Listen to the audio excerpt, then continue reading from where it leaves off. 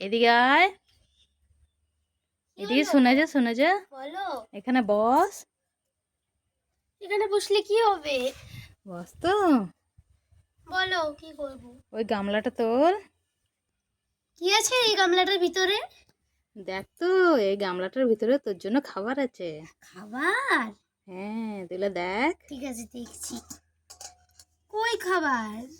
ওটাও তুল, ওর নিচে আছে দেখ। তাই না, কি দেখি। কই খাবার নেই তো। তুই তুলতে থাকতো।